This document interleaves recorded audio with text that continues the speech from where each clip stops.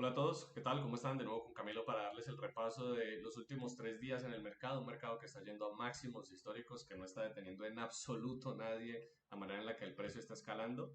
Solamente el día de hoy, un retroceso, digamos el retroceso más fuerte que se ha presentado desde que se rompieron esos máximos históricos, pero sin hacer un contundente nuevo mínimo, digamos en la progresión más amplia, ¿vale? Vamos entonces a ver la gráfica macro. En la gráfica macro se ve claramente cómo el mercado está escalando fuertemente aquí alcista, está escalando clarísimamente alcista, después lateraliza, que es la lateralización de estos 2 días, que vamos a entrar a analizar, y después sobreextiende de nuevo, y este es el retroceso más fuerte que ha presentado, digamos, desde que se rompieron esos máximos históricos, porque el retroceso más fuerte era esto, pero cerró más como una lateralización cerrada, y después de cerrar en esta lateralización cerrada, tomó un pequeño impulso hacia atrás, pero no hacia el mínimo del día anterior igualmente, y antes del cierre rompió alcista.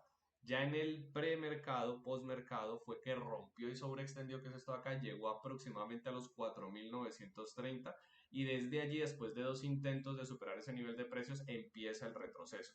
Entonces vamos a ver la gráfica de 610 transacciones para describir realmente cómo fue toda la estructura de estos días.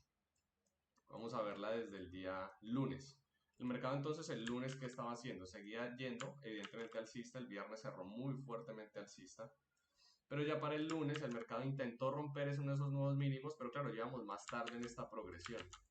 Obviamente aquí hubo una excelente posición, una posición de continuación, el mercado sobreextendido que lateraliza, posterior a la sobreextensión uno anticipa que el mercado compensa evidentemente con retroceso profundo, efectivamente llega al pivote anterior, logra nuevo alto, pero después este nuevo alto no es superado, intenta como desde el retroceso profundo y no lo logra. ¿Qué ocurre? El mercado rompe de nuevo hasta el pivote anterior. Eso ya en sí mismo es un indicio de que se cancela el movimiento y el mercado tiene la capacidad de cambiar de dirección. ¿Qué hace entonces? El precio del SP500 viene hasta este punto aproximadamente y desde este punto empieza el cambio de dirección. Todo esto entonces fue un periodo de transición para que el mercado cambiara por completo esa dirección, por lo menos hasta los 4.875, nivel de precios muy importante, y desde ahí formó una lateralización cerrada. También que ha sido muy habitual en estos 3 días, poco volumen y poca estructura del mercado. O sea, intentó medianamente ir alcista, desgastó, no fue capaz de hacer un nuevo alto, entendiendo el desgaste como la incapacidad del mercado de mantener un recorrido que trae. A partir de ese desgaste cambia su dirección, pero no logra superar los 4.875 y forma una secuencia lateral cerrada. ¿Cómo se opera una secuencia lateral cerrada? Una secuencia lateral cerrada se opera desde los extremos o buscando reacciones a esos extremos para utilizarlos como referencia después de que se forman esos patrones y el mercado vaya entonces al extremo opuesto. ¿Qué significa eso? Que si este es el nivel de precios de resistencia, yo lo que busco es precisamente lo que está ocurriendo aquí, que es una reacción de desgaste en ese nivel de precio. En este caso, un doble techo. El mercado es incapaz de superar el nivel de precios, una reacción al área al extremo y anticipó que se venga hasta el otro extremo. Y precisamente llega hasta acá. Una vez llega a ese extremo, los 4.875, yo puedo esperar una reacción en el mismo o puedo simplemente operar el extremo anticipando que llegue hasta el otro. Obviamente ese target es amplio, si yo quiero puedo, por ejemplo, sacar el target en la mitad del recorrido si estoy operando con un solo contrato, si estoy operando con múltiples contratos, hay diferentes formas de escalonarlo y uno puede anticipar un recorrido mínimo a la mitad del recorrido entre las áreas y el recorrido máximo hasta el otro extremo. Entonces se puede operar de esa forma. También existen otros tipos de reacciones, normalmente son tres reacciones estándar las que se utilizan en los mercados laterales cerrados, como lo son falsos rompimientos, los desgastes, que lo ilustra muy bien este ejemplo, y los rompimientos legítimos, es decir, esos rompimientos a los extremos, pero que no terminan siendo falsos, sino que pretenden continuar la tendencia que el rompimiento lleva. Después de esta lateralización cerrada, el mercado abre al otro día generando un falso rompimiento, no logra mantener el recorrido y desde el nivel de precios de resistencia se mueve hasta el otro extremo. Llegando hasta el otro extremo, lastimosamente no alcanza a formar un comportamiento de desgaste, sino que simplemente de ese extremo llega al otro. Genera un rompimiento, pero es un rompimiento, la verdad, muy pequeño, es irrisorio, pero después de ese rompimiento el mercado, al estar evidentemente sobreextendido, compensa en retroceso profundo y forma un desgaste a favor de la tendencia, que es un desgaste diferente a un desgaste en contra de la misma, Entonces, como se genera ese comportamiento, se anticipa que el mercado mantenga el recorrido que lleva y efectivamente pues así lo hace. Al menos alcanza a llegar a ese pivote anterior, no logra romper en un contundente nuevo alto, pero es una posición que funciona muy bien. ¿Cuál también funciona muy bien? Esta posición de continuación en el recorrido intermedio entre las áreas. Eso también se puede hacer cuando hay la suficiente distancia entre áreas como para que se formen patrones, pero no es lo más apropiado. Lo ideal sería que hubiera una distancia muchísimo mayor entre los extremos, es decir, puntos de referencia para compradores y vendedores. Pero el mercado hace este nuevo alto sobreextendido, compensa en ese retroceso profundo, hay un recorrido pendiente y la posición funciona muy bien, incluso dando esta posición de test.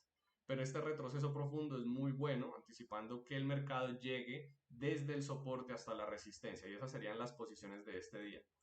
Ya para el día de hoy, como pueden ver, es en el post y premercado que el mercado mantiene su extensión muy fuerte y logra mantenerse en esa secuencia de romper esos máximos históricos. Finalmente retrocede, desde el retroceso profundo no se logra sostener, hace uno, dos e incluso podría uno decir que aquí hace un retroceso profundo, aunque esto es un comportamiento más volátil dada la noticia que había del día de hoy. Y ese comportamiento volátil fue en contra de mantener la secuencia alcista. Pero llamemos esto un tercer intento para ir alcista, tal vez en un retroceso profundo al patrón anterior y no lo logra. Aquí realmente este no me parece tan bueno, precisamente porque nace de la noticia se deriva en un comportamiento muy fuerte en contra y tomar ahí una posición en largo termina siendo inapropiado. El mercado entonces no logra mantener el recorrido, aquí hay una muy buena posición en corto y acá también. Esta es la última oportunidad del mercado, al menos en la mañana, de mantener ese recorrido bajista, no lo logra y después se forma esta excelente posición en largo. Esta posición en largo es una posición clásica de comportamiento en tendencia tranquila, en donde el mercado llega a la banda externa. Entonces, como la banda externa del canal de Kellner, la función del canal de Kellner básicamente es promediar el recorrido del mercado. Entonces, las bandas externas son aquellos indicadores que en un comportamiento tendencial promedian las corridas.